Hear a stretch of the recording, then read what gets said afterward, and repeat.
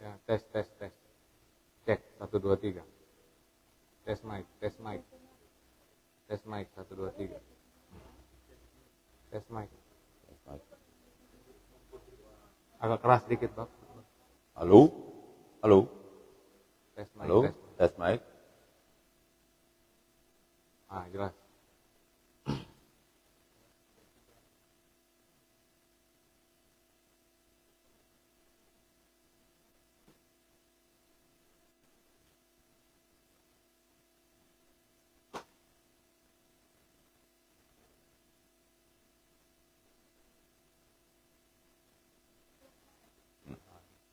Tapi belum ini kan? Belum mulai toh?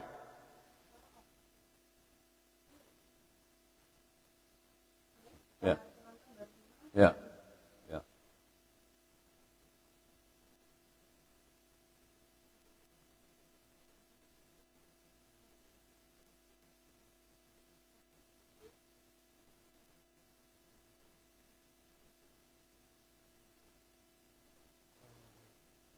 Diputar aja banyak musik.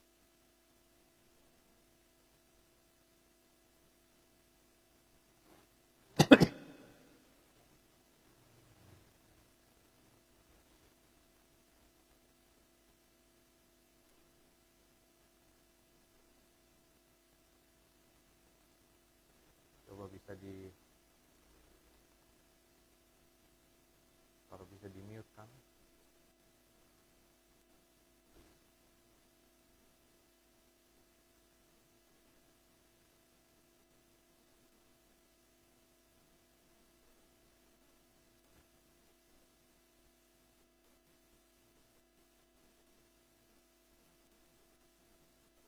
Salam Gailar Oli dari Guha. Selamat datang di Suara Gailar episode pertama dengan narasumber kita yang sudah kita kenal bersama, Dr. Randus Umbuneka Jarawoli. Salam Gailar. Salam. Selamat malam Pak Umbu. Selamat malam. Apa kabar? Puji Tuhan. Sehat. Baik. Ya. Terima kasih sudah datang di tempat kami, Suara Gailar. Pak Umbu adalah narasumber yang pertama. Terima kasih Pak Umbu. Netizen yang terkasih, Pak Umbuneka ini adalah salah satu pejuang pemekaran Kabupaten Sumba Tengah. Kemudian dalam catatan kami, beliau sudah, mohon dikoreksi kalau kami salah Pak Umbu, sudah dengan kali ini sudah 3 periode menjadi anggota dewan, pernah sekali menjadi ketua dewan di periode kedua kalau tidak salah, sekarang menjadi wakil ketua. Nah, tadi sudah saya sampaikan bahwa Pak Umbu ini adalah salah satu pejuang pemekaran Kabupaten Sumba Tengah. Bisa diceritakan sedikit Pak, kenapa harus dimekarkan Sumba Tengah ini? Baik, jadi terima kasih Pak Obed dan pemirsa yang saya hormati. Pemekaran sebuah daerah otonom baru menjadi kebutuhan bagi dan negara ini, karena selama sebelum Pak Rias Rasid sebagai pelopor daripada Undang-Undang Nomor 22 tentang otonomi daerah, memang dirasakan bahwa pemekaran menjadi sangat dibutuhkan. Karena apa? Pertama, ketika daerah otonom yang sudah ada sebelum itu, rentang kendali pemerintahan sangat jauh. Pelayanan pembangunan juga demikian. Pelayanan kemasyarakatan juga demikian. Jadi memang ada semangat dan kebetulan pijakan yuridisnya, pijakan hukum dan pijakan sosiologisnya ada, maka semangat untuk melahirkan sebuah daerah otonom baru menjadi gayung bersambut, dan karena itu atas peluang dan undang-undang dan regulasi itu mengizinkan itu.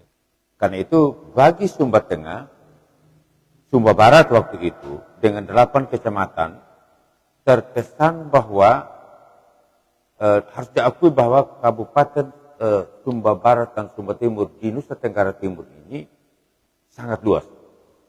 Walaupun hanya 8 kecamatan, tetapi dari segi luas wilayah dan pelayanan pembangunan pemerintahan dan kemasyarakatan sangat jauh.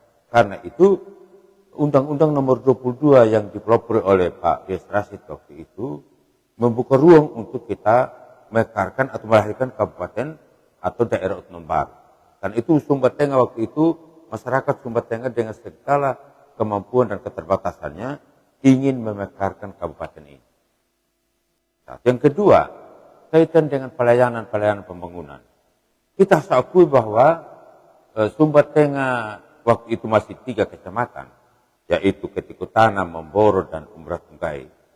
Dari segi politik saja, untuk melahirkan seorang legislator di Kabupaten Sumba Barat, ya tentu kita harus dari 3 kecamatan ini paling kurang hanya 1 atau 2 anggota DPRD. Jadi Ketikutana, Memboro dan Umbrah-Tunggai. Dari jumlah kecamatan waktu itu. Jadi memang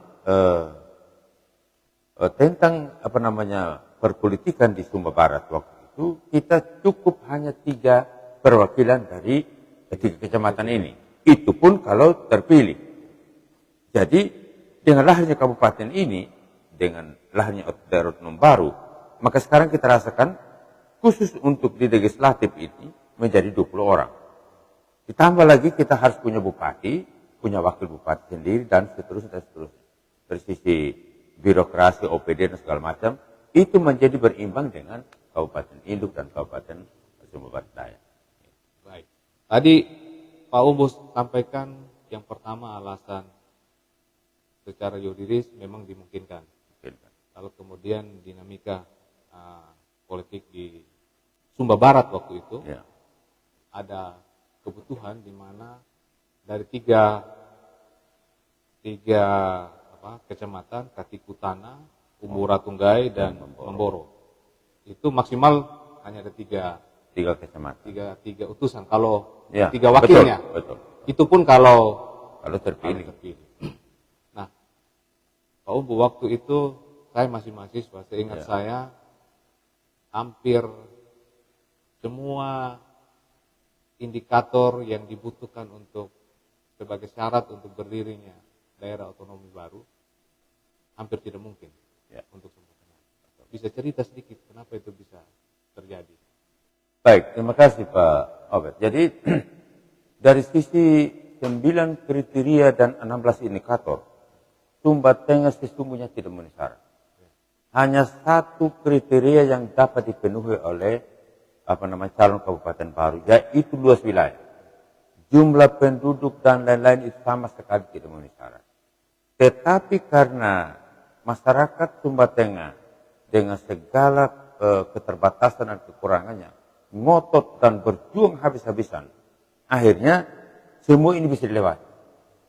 Jadi memang kebetulan waktu itu kaitan dengan Undang-Undang Nomor 22 itu dengan syaratan 9 kriteria dan 16 indikator itu dapat saja kita berusaha waktu itu dengan segala cara, dan itu semua dibantu oleh semua elemen dan stakeholder, terutama teman-teman yang ada di Komisi 2 di Jakarta. Di situ ada Pak Profesor Dr. Manasye Malo, ada Pak Lius Bobo, ada Pak Pak Tahir Semima dari Ambon, ada Pak Laode dari Sulawesi, ada Pak Dr. Lapumuku dari Sumba Timur. Jadi waktu itu yang melahirkan hak inisiatif DPR di Komisi 2 itu ada 7 orang. Ada 7 orang yang menyatakan secara tulis tangan di atas kertas itu untuk mengajukan hak inisiatif Dewan bahwa Sumba Tengah atau Sumba Barat dapat dimekarkan. Nah, pada akhirnya karena Sumba Tengah sudah duluan menjaring aspirasi, minta dukungan baik itu dari segi regulasi yang biasa, misalnya mulai dari desa, BPD, LSM dan sebagainya. Saya waktu itu sebagai pelaku yang disuruh-suruh oleh bapak-bapak orang keliling kampung dalam pertemuan apa saja minta tanda tangan dukungan kepada masyarakat.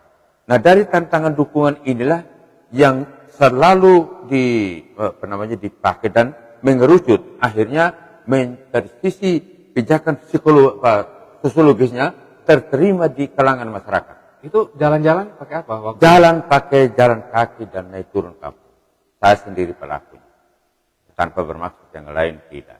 Ya. Jadi kita semua bergerak waktu itu. Ya. Dan saya waktu itu baru habis pulang kuliah dan sebagainya. Kita di kampung saja ya namanya daerah ini daerah miskin. Kita dengan segala manual kita jalani saja. Dan ternyata masyarakat begitu bersemangat untuk lahirnya sebuah kabupaten baru. Yaitu yang namanya Sumba Tengah. Kami mendapatkan tantangan. Waktu itu pemerintah daerah dalam hal itu Sumba Barat ada bupatinya kebetulan Pak almarhum Timo Langgar dan wakil bupatinya Pak Jelanus Kotaleba. Mereka merasa tersinggung karena pernyataan Pak Timo Langgar almarhum mengatakan ketemu dengan Bupati Bima di Jakarta. Loh Pak Bupati Sumba Barat itu daerahmu mau di Mekar. Nah disitulah mulai sepertinya ada ketersinggungan pribadi almarhum Pak Timo Langgar. Kok saya bupatinya saya tidak tahu gitu. Nah akhirnya mulai dari situ terjadi perbedaan rasa dan pendapat sehingga antara pemerintah daerah yang waktu itu Pak Timo Langgar sebagai bupati dan Pak Kotaleba sebagai wakil bupati merasa ya ketersinggungan saja. Tetapi karena itu kami tetap ngotot. Waktu itu ada yang namanya panitia persiapan pemekaran Kabupaten Sumba Tengah. Karena ini panitia ada di Kupang sebagai panitia penghubung. Di sana ketuanya Pak Dr. Hewan Umbugiku, kemudian sekretarisnya Pak Umbu Dedungara, bendaharanya Pak Kris Sumburiara. Sekretarisnya Pak Agsum Surung, bendaharanya Pak Kris Sumburiara. Nah, karena daerah NTT ini adalah daerah kepulauan, mereka di Kupang dan di provinsi, akhirnya ada ide dan maksud waktu itu untuk melahirkan sebuah komunitas yang namanya Forum Pemuda Peduli Sumba Tengah yang disebut FKP2 Sumba Tengah. Nah, dari situ FKP2 Sumba Tengah, FKP2 ST inilah yang digunakan oleh panitia dan kami sendiri pelakunya melaksanakan sosialisasi dalam berbagai kegiatan dan momentum. Apakah itu momentum duka cita meninggal, kami bicara tentang Sumba Tengah. Momentum tarik batu kami juga berteriak tentang Sumba Tengah. Momentum urus adat dan segala macam kami juga tetap berteriak tentang Sumba Tengah. Semua event digunakan untuk mensosialisasikan calon kabupaten baru ini. Karena memang di waktu yang itu tidak ada media sosial, tidak ada media lain yang bisa kita gunakan untuk mensosialisasikan ini. Pak Umbu, saya berusaha untuk menggunakan waktu kita dengan baik. Ya. Bisa diceritakan sedikit, waktu Pak Umbu jalan-jalan bertemu masyarakat, bisa digambarkan respon masyarakat itu seperti apa? Apakah mereka masih bingung begitu atau sudah langsung antusias untuk mendukung rencana Pak Umbu waktu itu? Jadi kalau kaitan dengan masyarakat biasa ya, yang bukan ASN, bukan segala macam, mereka ada yang betul-betul karena sudah mendengar dalam berbagai hal, apakah di gereja atau di mana kita bicara tentang pemekaran dengan segala alasannya, secara spontan mereka respon. Sedangkan masyarakat yang baru mendengar, ya masih bertanya-tanya di sekitarnya. Nah, kaitan dengan bagi mereka yang ASN, yang pegawai dan segala macam, ini benar-benar sama dapat kesulitan waktu itu. Untuk sekedar meminta tanda tangan dukungan saja, agak sulit saya, karena mereka dari sisi birokrasi, taat asas dan segala macam, terkesan betul bahwa usaha pemekaran Kabupaten Sumba Tengah ini semacam makar begitu, semacam hal yang berbahaya, sehingga karena memang pimpinan daerahnya tidak bersepakat. Karena tadi ada ketersinggungan, kenapa kok Bupati Bima yang beritahu dia? Informasi pertama bukan dia yang terima. Dari Bima, bukan dari panitia yang menamakan diri panitia pemekaran atau forum yang menyatakan kepada Bupati kita Sumba Barat, tetapi justru mendengar dari Bupati yang lain. Jadi kaitan dengan respon masyarakat, baik yang baru dengar, apalagi yang sudah dengar, sangat luar biasa semangatnya untuk memekarkan kabupaten ini. Kenapa? Kenapa harus kita jadi daerah otonom baru? Pertama dari segi layanan pemerintahan. Bagaimana memperpendek layanan pemerintahan, memperpendek rentang kendali pemerintahan. Memang perlu kita dari segi luas wilayah sangat luas kita. Karena itu lebih kita persempit. Kemudian dari layanan pembangunan, jujur saja Pak Obed, jujur saja. Selama ini tiga kecamatan ini sering, kata kasarnya, sering mendapat sisa dari kecamatan-kecamatan yang lain. Khusus untuk kue pembangunan. Kemudian layanan kemasyarakatan juga demikian. Karena itu semacam seolah ada sebuah pemberontakan untuk kita memisahkan diri dalam arti yang tanda kutip. Memisahkan diri. Karena apa? Kalau selama sebelum kami mekar, Sumba Barat, Sumba Tengah, dan Sumba Barat Daya, itu kue, daun, dan seterusnya itu cuma 300 sekian miliar. Nah, dengan mekarnya Kabupaten Sumba Tengah dengan segala persyaratannya, dan Sumba Barat Daya juga mekar, maka uang yang berada di kabupaten sama sebelum mekar menjadi 1 triliun atau lebih. Sebelum lebih lanjut, saya minta tim tolong siapkan buku Sumba Tengah, perempuan cantik didandan sambil berjalan. Saya minta tim tolong siapkan itu karena apa yang disampaikan Pak Umbuneka ini netizen itu sudah ditulis dalam buku perempuan cantik didandan sambil berjalan. Nah, Pak Umbu, saya ingin menggali lebih dalam. Yang pertama tadi bahwa apa yang diusahakan ini dalam tanda kutip dianggap sebagai sikap berontak.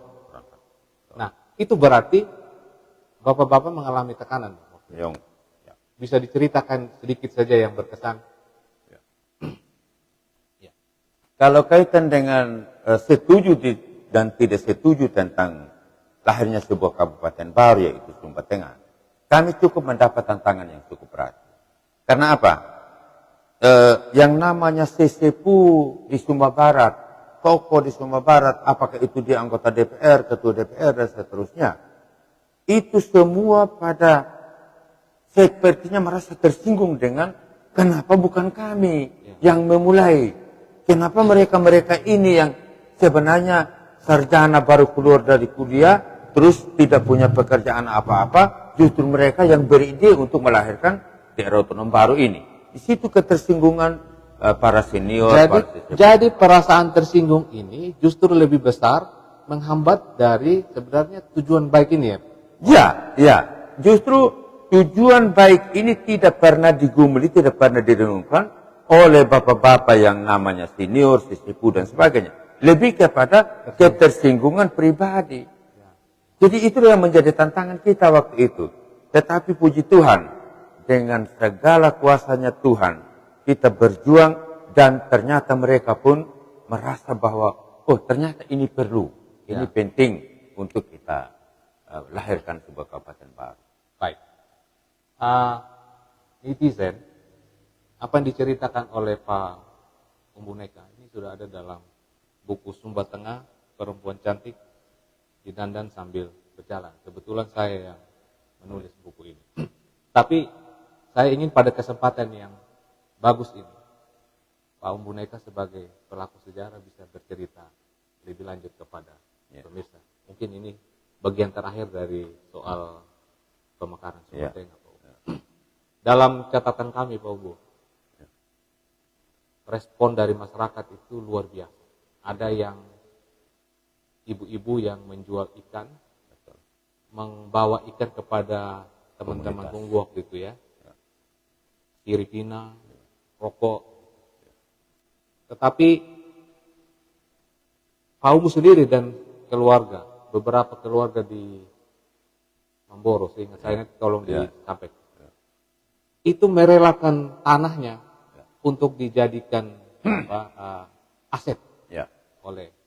Bisa diceritakan soal itu. Siapa saja bapak dan siapa saja yang sudah menyumbangkan tanah, walaupun tidak jadi begitu seperti di Mamboro. Jadi begini. Kaitan dengan 9 kriteria dan 16 indikator itu, ternyata ada salah satu yang harus dan tidak bisa tidak, yaitu tentang lokasi. Tentang lokasi menempatkan ibu kota Kabupaten Sumba Tengah dengan satu hamparan. Nah, waktu itu harus butuhkan penyerahan tanah secara cuma-cuma.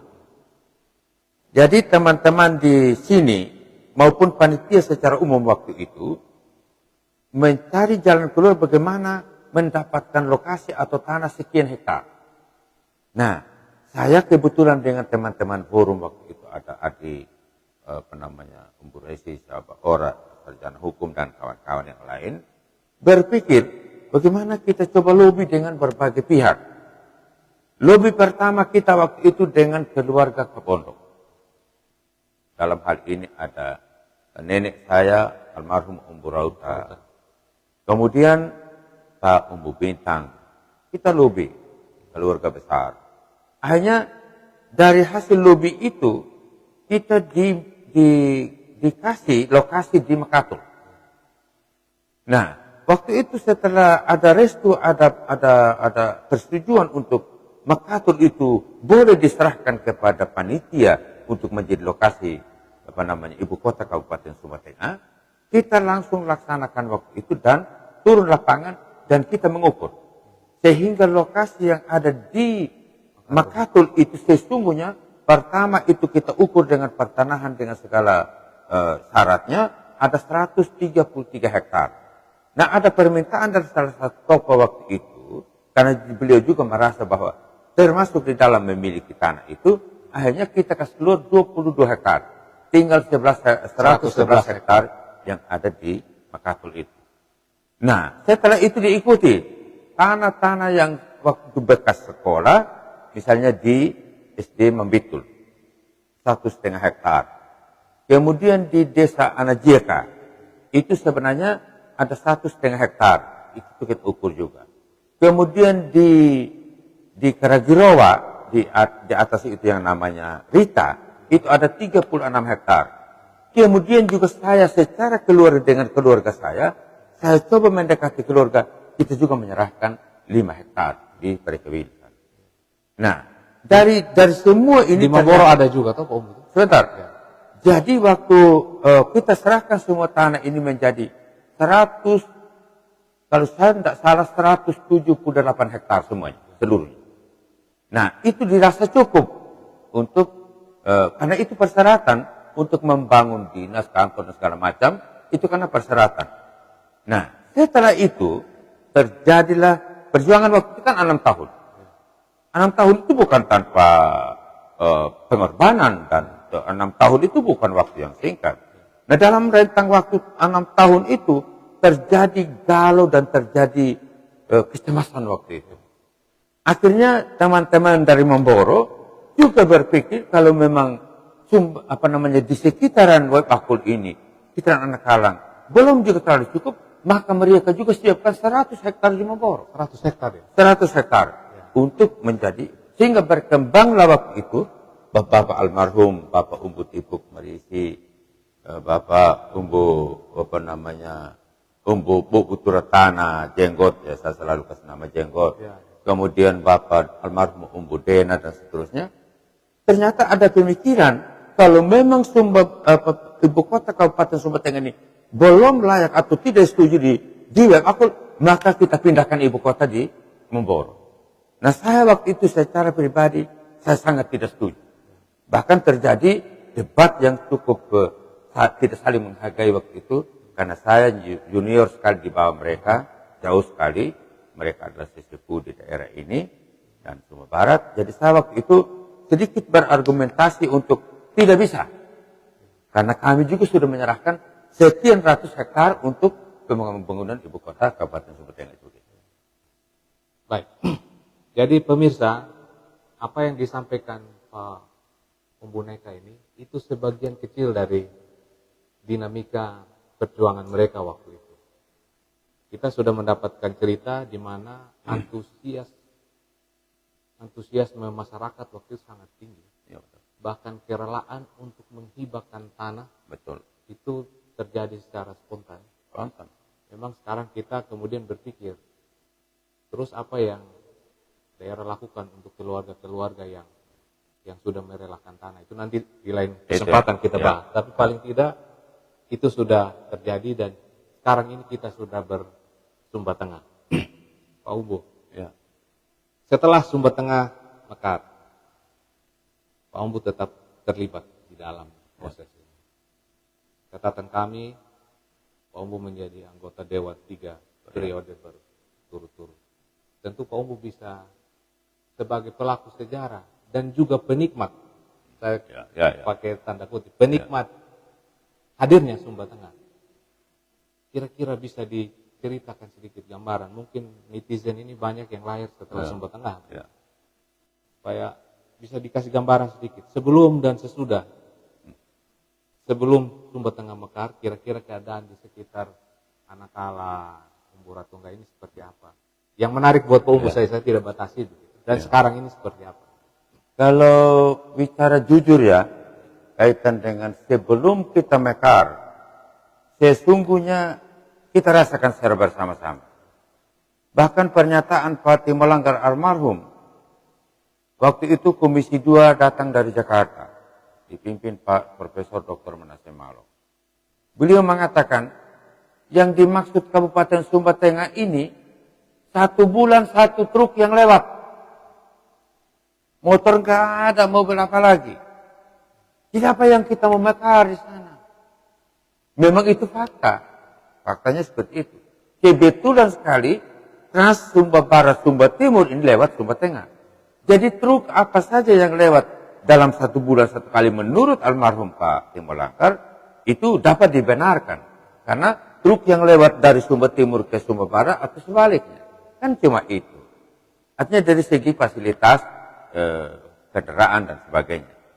Dan yang kedua, kaitan dengan bagaimana Sumba Tengah sebelum mekar. Ya tadi saya bilang, 3 kecamatan itu Umbu Ratunggai dan Memboro dan Ketikutana. Mungkin yang waktu itu baru punya fasilitas, misalnya penerangan, listrik, mungkin baru kecamatan Ketikutana. Umbu Ratunggai apalagi, Memboro apalagi. Jadi memang kalau kita bicara setelah sebelum Sumba Tengah mekar, seperti apa? Memang kita melarat, kita menderita. Dengan segala hal yang sangat terbatas. Sangat terbatas dalam banyak hal. Apalagi kalau bicara air minum, bicara rumah dan sebagainya, semua sangat-sangat terbatas. Jadi kalau kita bandingkan setelah kabupaten ini lahir, setelah Sumba Tengah ini lahir, memang luar biasa dia punya perkembangan dan seperti yang kita alami sekarang. Dulu saja sebelum mekar kami komunitas forum pemuda peduli Sumba Tengah sekitar 20-an orang. Kami harus jalan kaki Pak. Dari rumah ke rumah untuk menjelaskan, untuk mensosialisasikan pemekaran ini. Dan waktu itu secara jujur, pegawai cuma 2 orang Pak. Yaitu Dr. Andi Sumbutung Sabarua, kebetulan dia PLKB, tenaga lapangan PLKB. Yang satu lagi yang nama Martin Umbu Koti, sekarang ada di Kecamatan Umbu Ratunggai. Mereka 2 saja yang punya yang pegawai Pak. Yang punya motor, yaitu motor Win, ini Dr. Andi Sumbutung Sabarua. Kami yang lain Pak, yang nggak ada apa-apa. Kami harus jalan kaki dari mana ke mana untuk menyampaikan suara ini bahwa kita perlu mekar dan inilah jalan satu-satunya jalan keluar untuk kita mengaklarasi, mempercepat perubahan atau kemajuan di Sumba Tengah. Jadi Pak Umbu bersyukur dengan sangat bekarnya Sumba Tengah. Berkaitan dengan apa namanya, begitu Sumba Tengah lahir, saya waktu itu di Sumba Barat sebenarnya voting, singkat ceritanya voting, dan saya menang. Dan 8 kecamatan Pak, saya menangkan 6 suara. Ya teman saya yang dari Kodi yang nama Gerson Dawa ini hanya 2 suara. Tetapi karena ada permen, ya namanya juga politik, dan saya waktu itu belum terlalu paham tentang itu, akhirnya saya serahkan ke Gerson Dawa yang cuma 2 suara tadi. Ya. Padahal 6-2 ya? Iya, 6-2, karena kami hanya 8 kecamatan waktu itu. Baik. Silakan sambil minum Pak. Ya. Sudah banyak bicara. Ya. Baik. jadi netizen tadi Pak Umbu sudah jelaskan mengapa harus mekar, dinamika proses pemekaran yang sudah diberikan gambaran sedikit walaupun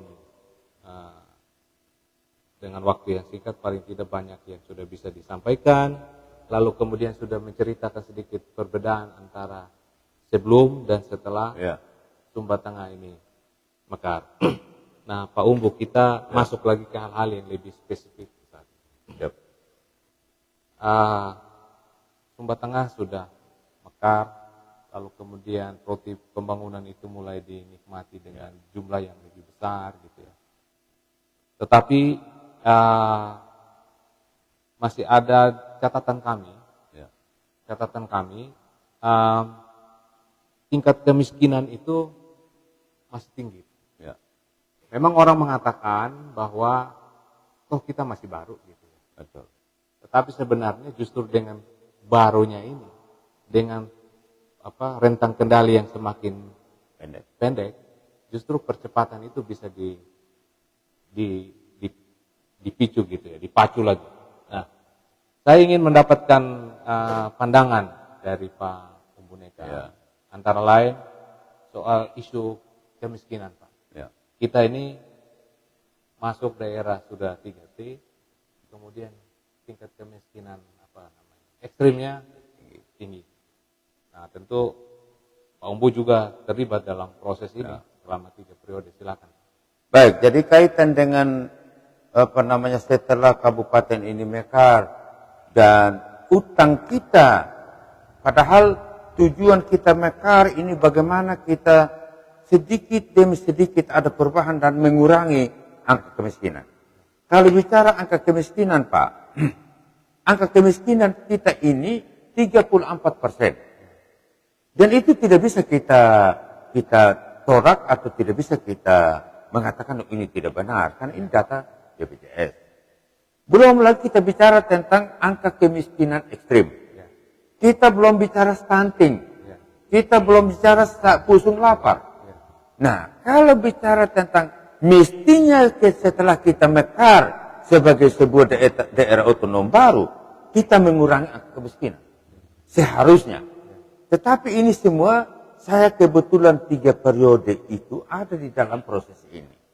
Memang mengurangi angka kemiskinan bukan hal yang mudah.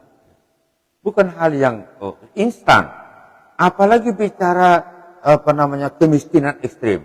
Bicara tentang stunting. Ya stunting ini kalau mau jujur Pak, kecuali kalau ya mohon maaf ya, stunting ini misalnya ada 10 orang. Ya bagaimana caranya stunting ini kita anggap dia berkurang atau bertambah? Ya kecuali yang kita sudah punya stunting ini besok 1 mati, lusa mati 1 dan sampai habis yang 10 sehingga kita bebas stunting. Nah stunting ini saya sering mengatakan dalam berbagai kesempatan, apakah itu musyawarah bank desa, musyawarah kecamatan dan kabupaten. Stunting ini sesungguhnya kita mulai dari kandungan ibu. Di rahim itulah bagaimana seorang suami menciptakan mohon maaf ya saya pada netizen. Seorang suami bisa menghasilkan sperma yang berkualitas. Ketemu dengan sel telur dari seorang ibu yang juga berkualitas. Nah kalau sperma dan dengan sel telur itu terbuat dari daun pepaya, dari ubi kayu, dari ganyung dan sebagainya. Ya anak juga seperti itulah. Gitu. Jadi saya mohon maaf sekali lagi kepada netizen. Saya bicaranya begitulah. Baik itu di forum-forum formal maupun tidak formal. Karena itu, saya minta peran gereja, peran LSM, peran rumah tangga, peran orang tua, bagaimana melahirkan generasi yang berkualitas. Terutama mereka yang baru pasangan nikah. Kalau perlu, gereja atau kesehatan periksa dulu. Apakah sperma orang ini normal menghasilkan manusia yang berkualitas atau tidak? Kalau perlu. Tetapi ini semua itu semangat saya saja secara pribadi.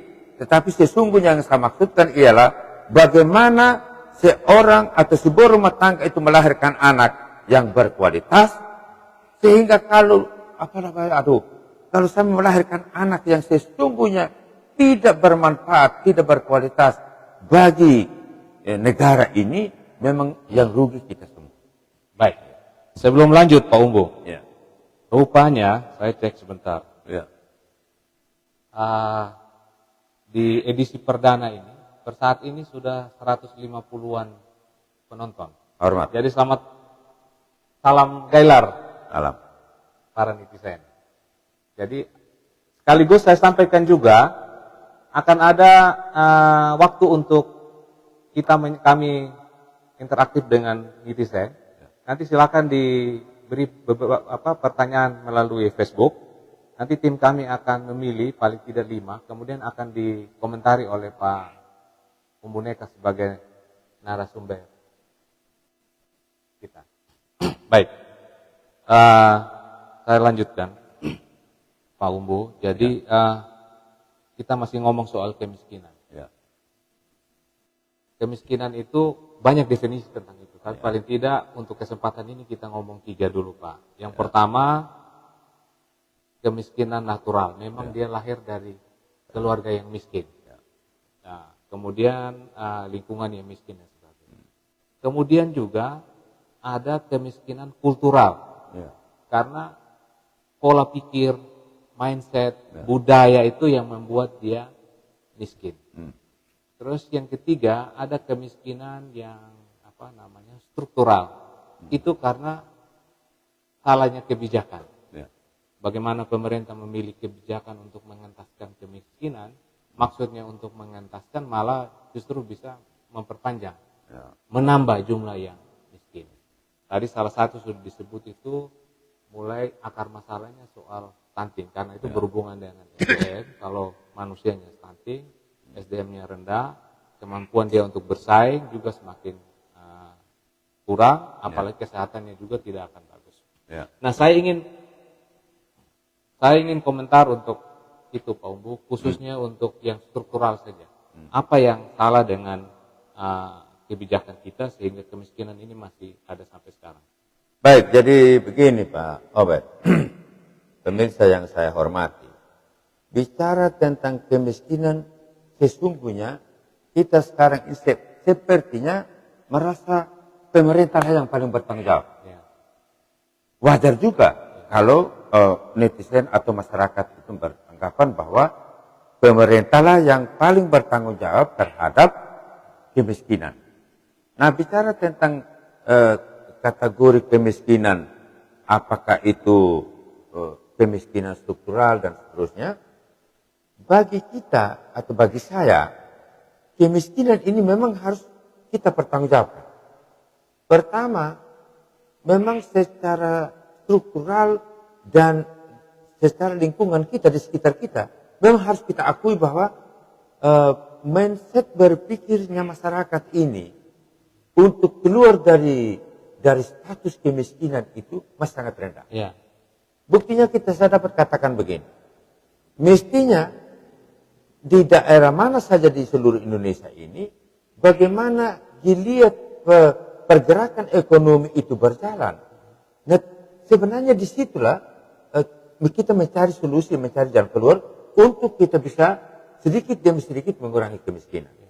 Tetapi karena mindset berpikir masyarakat kita ini, keluarga kita, jadi jiwa wirausahanya itu sama sekali sangat rendah.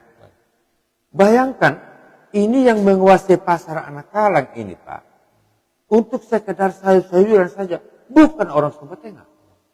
Ini orang dari Luri, dari Bejawa dan sebagainya. Tanpa bermaksud saya mengatakan harus orang sini, bukan.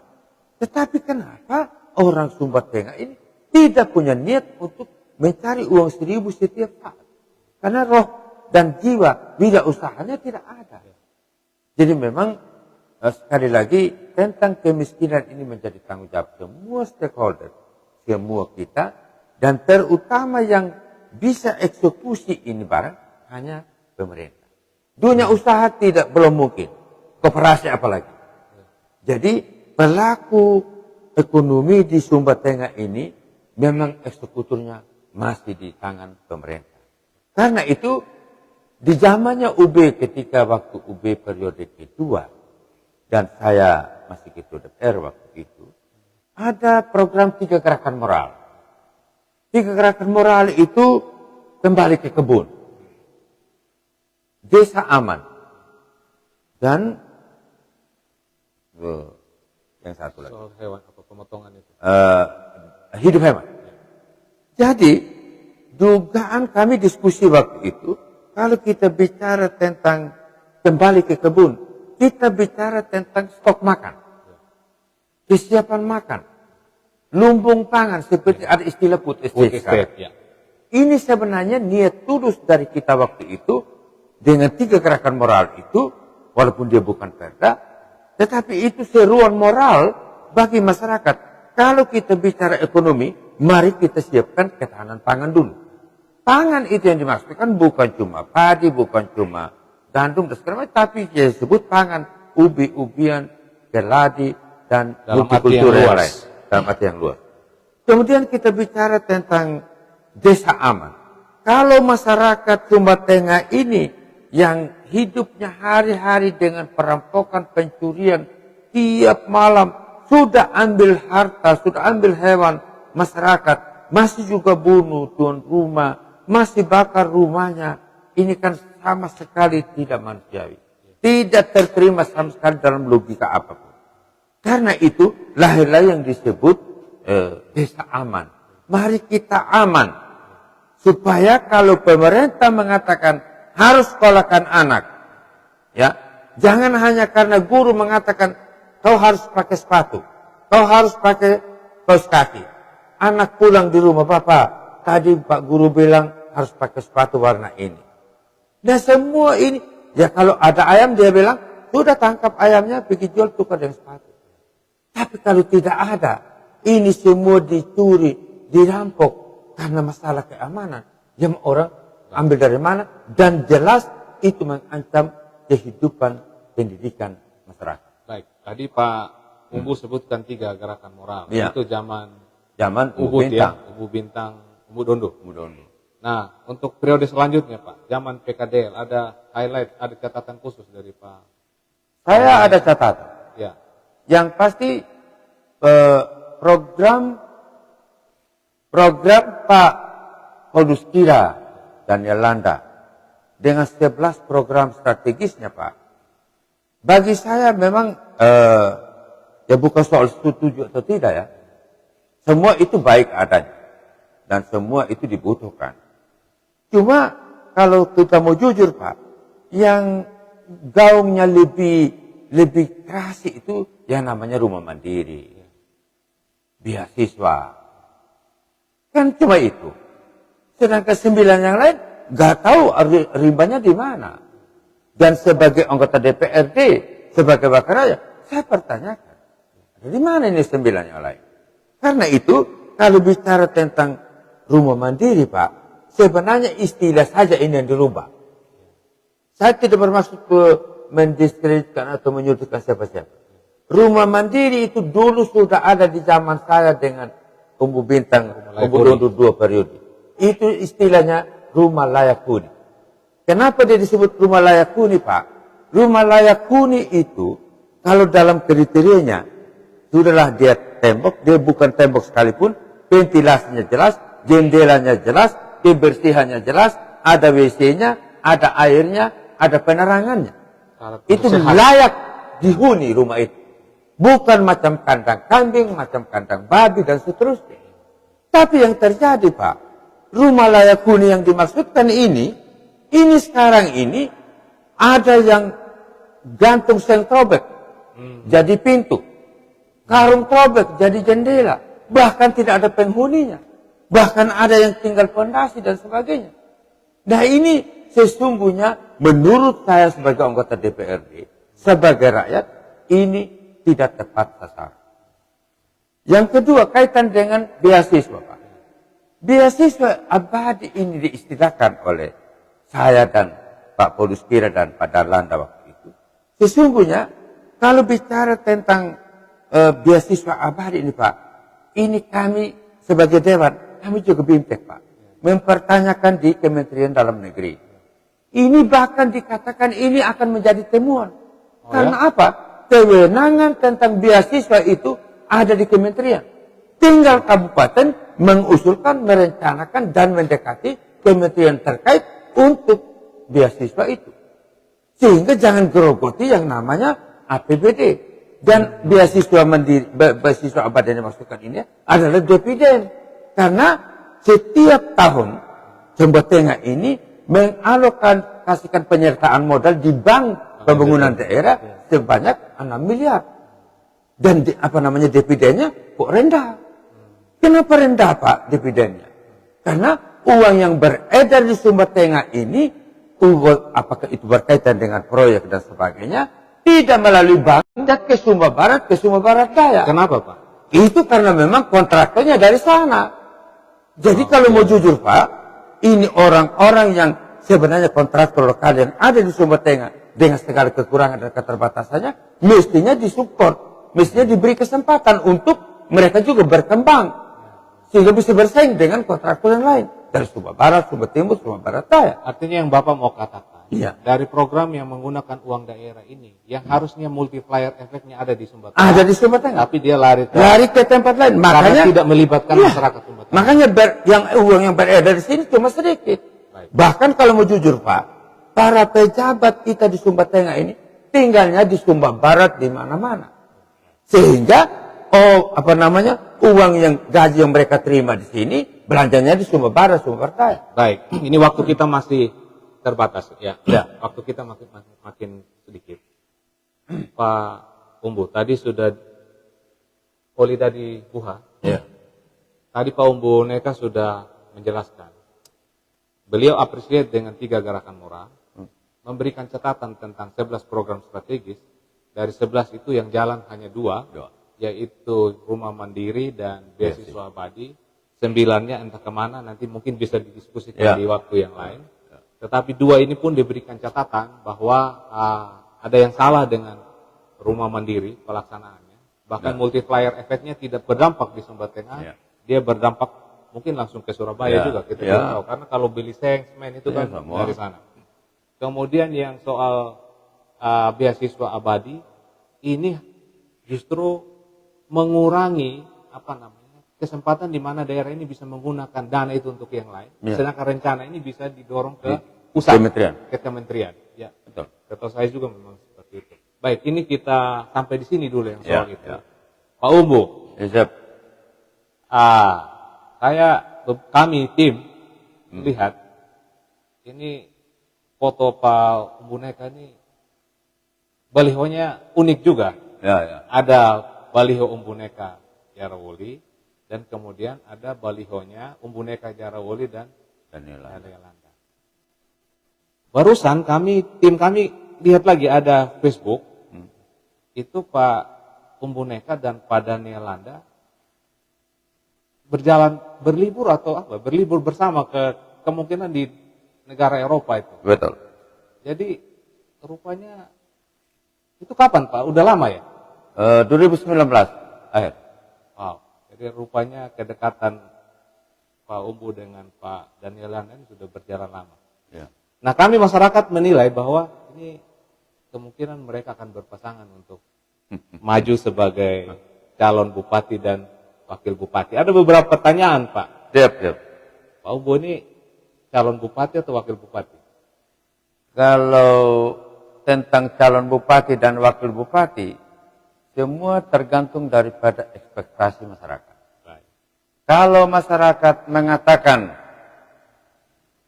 Umbu Neka calon bupati dan Daniel Landa calon wakil bupati, menang kasih kalah yang lain, ya sudah siap toh. Tapi kalau ekspektasi masyarakat mengatakan, hasil survei manual mengatakan Daniel Landa calon bupati, Umbu Neka calon wakil bupati, dan menang, ya siap toh. Dan itu sesungguhnya rahasia kami berdua. Jadi oleh dari Buha, jadi rupanya stigma bahwa harus nomor 1 atau harus nomor 2 itu tidak ada untuk Pak Umbu Neka Jarawoli. Ya, jadi stigmanya tidak ke situ. Jadi mungkin mereka akan melakukan survei internal. Jadi mungkin melalui forum-forum seperti ini juga. Kami lagi pacaran sekarang, Pak. Oke. Kami lagi cari kecocokannya di mana, perbedaannya di mana, chemistry-nya di mana. Ya, ya. Nanti satu saat ya masyarakat bersabar ya. Saya bersabar. Saya dengan Pak Dan Landa pasti jadi. Jadi lagi calon. PDKT nih, belum pasti gitu. Lagi pacaran. Lagi pacaran. Oke. Berarti ada keinginan untuk maju. Ya. Soal bagaimana respon masyarakat sambil jalan nanti. Sambil jalan. Betul. Nah, kami masyarakat ingin tahu nih, entah nanti jadi bupati atau jadi calon bupati atau calon wakil bupati, kira-kira apa yang Pak Umbu mau menjadi target utama dalam kalau masyarakat percayakan jabatan itu baik sebagai bupati atau wakil bupati pada periode 2024. Ya, terima kasih. Kalau mau jadi calon bupati atau menjadi bupati atau wakil bupati, itu kan cuma manajerial, Pak. Manajemen saja dia. Dari ilmu manajemen itulah bagaimana kita menggunakan seluruh perangkat yang ada untuk mencapai tujuan. Termasuk masalah keuangan. Semua ini kan tergantung daripada pusat. Yang namanya DAUDAK dan apalagi dana perimbangan bagi hasil dan sebagainya. Tetapi kalau daerah otonom yang namanya daerah otonom, kalau PAD-nya tidak digenjot, Pak, sia-sia. Karena PAD yang rendah akan berpengaruh juga terhadap mereka yang namanya legislator. Gaji, dewan dan sebagainya. Kemudian masalah kesejahteraan dan sebagainya. Jadi karena itu, yang paling utama ialah soal manajemen itu sudah biasa. Siapapun bupatinya, sudah pasti dia melaksanakan itu. Tetapi yang paling penting ialah bagaimana dana yang ada ini dimanfaatkan secara maksimal dan dana ini bisa ada yang namanya PAD, Pak. PAD sekarang yang kita alami sekarang, yang kita lakukan sekarang adalah yang namanya galian C dan seterusnya. Tetapi kita belum sampai kepada, coba sekarang kita mau tanya. Bagi mereka yang punya kios, yang punya toko dan sebagainya, sudahkah kita masukkan itu? Kemudian, bagi mereka yang sudah punya sertifikat PAN, saya bertumpuk sampai sertifikat, Pak. Belum bayar. Tidak pernah bayar saya. Karena tidak pernah ditagih. Tidak pernah ditagih. Sama, Pak. Coba, kalau misalnya itu menjadi katanya menurut pertengahan waktu itu, bisa sampai ke 50 miliar lebih. Ketika dikelola ini, sertifikat. Sampai dengan ini. Dan itu kalau saya jadi bupati, Bapak, bagi saya yang namanya PAD, saya akan kasih naik, melingkar. Baik. Gitu. Kita sampai ke penghujung. Tapi sebelum ke closing statement, saya nanti kasih waktu 1-2 menit ke Pak Umbu. Ya. Pak Umbu ini kami kenal sebagai satu-satunya anggota dewan yang vokal. Ya. Kami sebagai masyarakat berpikirlah untuk apa 19 yang lain gitu. Nah, saya ingin sedikit Bapak bercerita kenapa hanya Bapak yang vokal begitu. Yang lain kemana nih? Ya. Jadi bukan menjelekkan yang lain, tapi tentu ada hambatan-hambatan tertentu yang mungkin Bapak rasakan. 1 menit aja. Ya, jadi memang kalau bicara vokal atau tidak, semua vokal. Cuma vokalnya kadang-kadang tidak memenuhi tidak pada tempatnya. Vokal banyaklah. Vokal main tapi macam-macam. Vokal maksudnya untuk ini tapi Pak. Tapi vokal yang bagaimana mengkritik pemerintah itu bukan berarti dewan lawannya pemerintah. Ya, sesungguhnya check and balances dan ketika kita mengatakan ini keliru harus diperbaiki kan begitu. Nah, kaitan dengan itu bagi saya tidak merasa sendiri juga, saya tidak merasa bahwa saya sudah paling vokal, tidak. Ada senior orang, ada Agus Umbusorong, ada Pak Samuel Pekulimu dan sebagainya, ada Pak Unel. Jadi bagi saya hanya berharap dewan-dewan yang ada sekarang ini mari junjung tinggi harapan rakyat. Karena bagaimanapun juga, apalagi yang baru kemarin keluar dari kampus dan sebagainya, mestinya mereka yang lebih ngotot. Ngotot yang saya maksudkan, lebih rajin ikut sidang, supaya tahu mekanisme sidang itu seperti apa, cara memimpin rapat bagaimana, cara memenangkan pendapat bagaimana, kan mestinya itu. Baik, jadi Pak Umbu tidak merasa bahwa dia sendiri yang vokal, tetapi ada teman-teman yang lain juga, bahkan tadi sudah disebutkan. Ya. Ini Pak Umbu, apa ada Facebook ada yang bertanya? Kita kasih voting beberapa. Ini yang dari saya Garuda nih. Baik.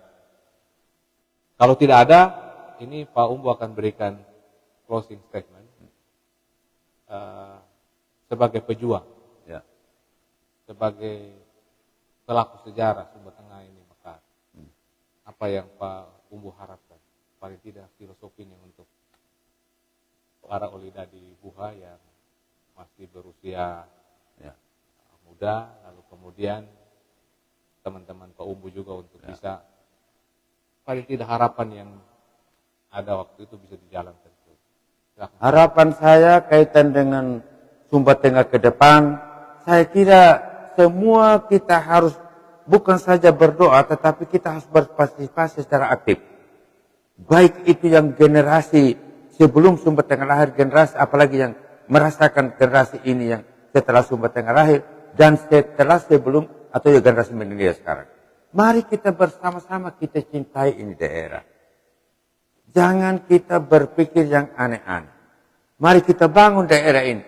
Karena apa? Kalau kita berpartisipasi membangun daerah ini, bukan soal siapa pahlawan, tidak. Bukan.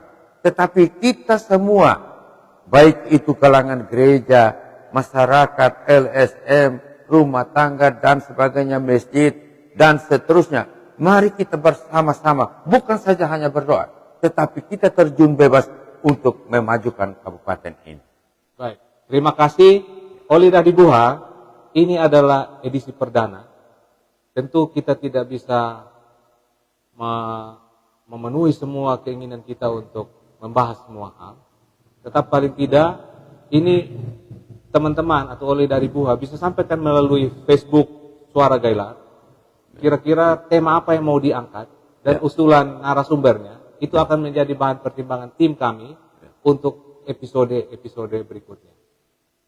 Terima kasih, salam Gailar, Olida di Buha. Terima kasih Pak Umbu. Terima kasih. Salam. Salam.